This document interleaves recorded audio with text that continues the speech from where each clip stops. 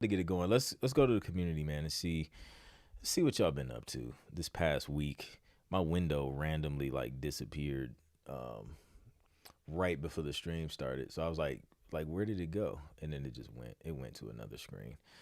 Um, so is that your track in the intro? Dangerous. Yes, it is, Garvey. That is my track.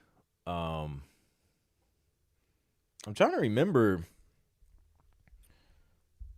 I'm trying to remember what I made it for. I can't even remember. So we got one from Mike O'Connor, a corporate win.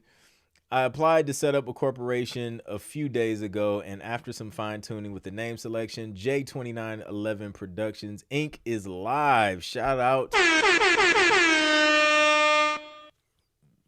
bro. The volume, dude. I just about took my hearing out with one DJ horn.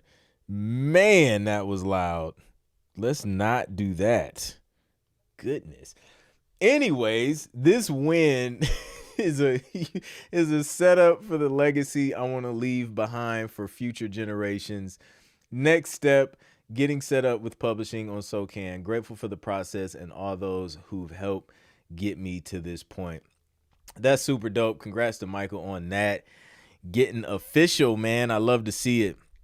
Jay Key says, I finally submitted something this time. Dope. Can't wait to hear it, man. Looking forward to it for sure. Yeah, it's funny, like switching from like different different setups is like if I'm doing something before I go live, then I gotta like make adjustments to audio and stuff like that. Just from like mixing stuff. So yeah, it gets real interesting with the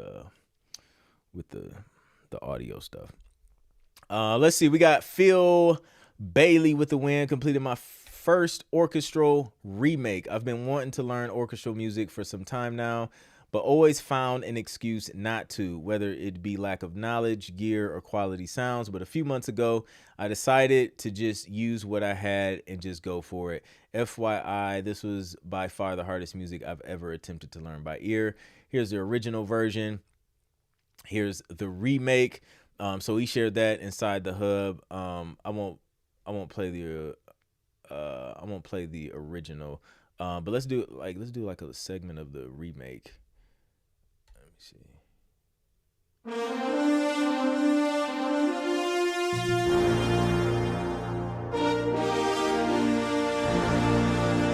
Sounds epic already.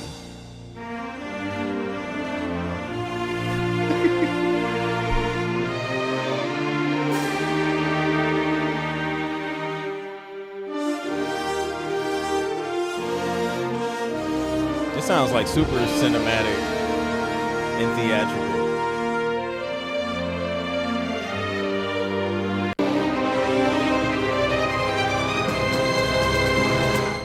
Yeah, so listen, if y'all inside the Sync Producer Hub, y'all got to check out that entire track. Cuz that sounds like it's about to be dope. And then to get the full context, like go and listen to the original version. Cuz that definitely sounds like it's about to be it's about to be fire. I'm going to go back and listen to the full thing.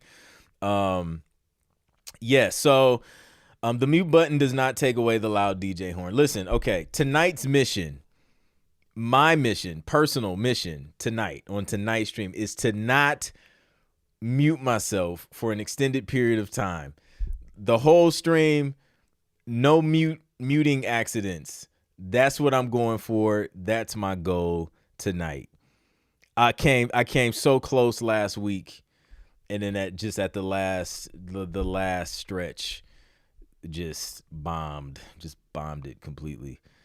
So yeah, man, shout out to Phil out here stretching the skill set. I love to see it. Yeah, it just makes you extremely valuable when you can approach music, from a few different lenses and do different things and kind of step outside of what you normally do. We got another win. We got Frime Beats. Feels good. Monthly royalties from Film Pack. At first, when you start for Audio Library, you tell yourself that the amounts you get monthly are not very big, and that it's not a good business. But when you realize after 2 years that you're getting that consistent flow coming in every month for some of the same beats, you realize that you sold your beats for way more that you would have sold to anybody else. And in the long run, it's worth it. Always happy to get my monthly royalties from Film Pack. I'm proud to be one of their producers. That is a win. Love it. Yes, I finally have the audio dialed in, the volume. That's dope. And I agree 100%. Like, it doesn't seem like a lot when you're getting it in like these small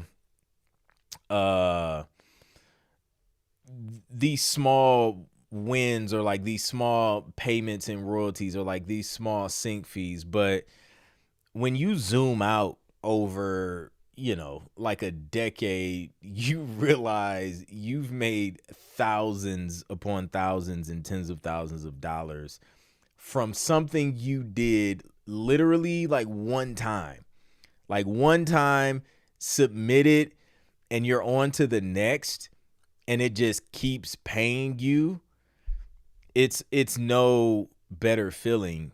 And it makes you look at income differently, like at least from your music business. It's just like, yo, like there was a point in time where as a producer, right, I feel if you have multiple skill sets, like use those skill sets, right, to generate income for your music business, especially if the goal is to be full time. Like, use everything you have to add to that bucket of income. So at one point, I was offering like mixing and mastering services to whoever needed, like artists and things like that, or other people who just had music that's mixed and mastered, or even just like other one-off like audio projects.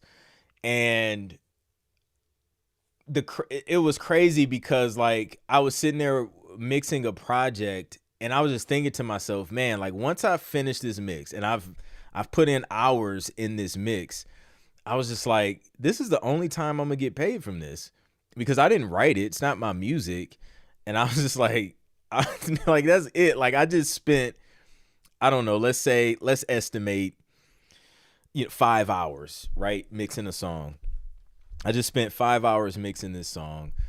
I'm gonna get paid. I think I forget. It was somewhere between like $200 and $400. I can't remember exactly. I can't remember if it was like $200 for mixing and another for it was somewhere between $200 and $400. I'm like, for the 5 hours, I'm gonna make $200-$400, and then that's it. I'm not gonna see anything else. I could have taken this same 5 hours and produced and wrote a music for sync, and that could have potentially not only generate $400 just to make it for a publisher, but then on the back end accumulate sync fees and royalties, and I probably would have still been getting paid from those 5 hours. And then once I sat there, that's why time is like dangerous sometimes. We have too much time to think about something. I was sitting there working on that mix, and I was thinking about this thing heavy. I'm like, do I still want to offer this service? Because now, once you get so busy in sync, it starts to not make as much sense, because it's just like, I have briefs that I need to be working on, like, and this is pulling me away from that, and that is going to pay me multiple times over and over and over again. And then that is when I decided this is going to be my last mix. And then I stopped offering mixing and mastering services, and I was just like, I need to be spending more time doing the thing that is going to pay me more than once. And sync licensing does that.